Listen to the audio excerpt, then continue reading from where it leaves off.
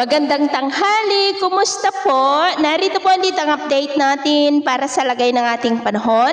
Ngayong tanghali po ng June 12, 2025. Sa ngayon po ay napapalibutan ng kaulapan ang malaking bahagi ng ating bansa dahil po yan sa pinagsamang epekto ng malakas na habagat at trough ng dalawang sama ng panahon na lalo po na patuloy na nagpapalakas ng habagat. Una na dyan ang bagyong may international name na Wutip na malayo na po nasa silangan ng Vietnam at lumakas na nga po ito into storm category at nagbabanta na mag-landfall bukas dyan po sa may Hainan, China.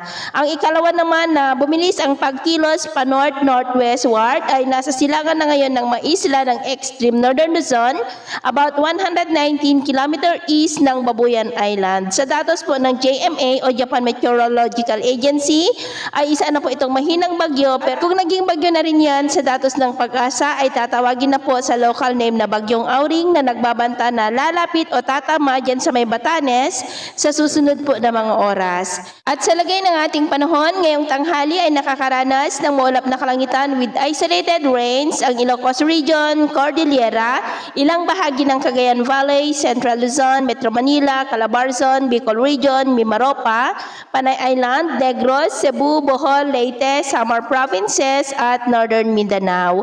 At sa susunod po ng mga oras ay mas maraming lugar ulit ang makakaranas ng mas maulap na kalangitan with isolated rain sa mas malaking bahagi ng ating bansa at posible ang mas malalakas na ulan dyan po sa may Bicol Region, ilang bahagi ng Metro Manila, Bulacan and nearby areas. Kaya mag-ingat po tayo dahil posible pa rin ang mga banta po ng mga pagbaha at pagguho ng lupa. At sa atin naman pong mga baybayin, dahil sa habagat ay maalon po ngayon sa kanlurang baybayin ng Luzon, maging sa mga baybayin ng mga isla ng extreme northern Luzon, ng mga alon po ay posibleng aabot hanggang sa 1.8 to 2.5 meters height. Kaya hanggat maaari, ay iwasan na muna natin ang papalaot dyan sa mga may kulay pula para mas makaiwas sa mga sakunang pangkaragatan. So, ito ang latest update natin sa araw na ito. At ako pamuli si James na nagsasabing sa kahit anong pagsubok po na darating sa ating buhay, huwag na huwag po tayong mawawalan ng pag-asa. Thank you and God bless!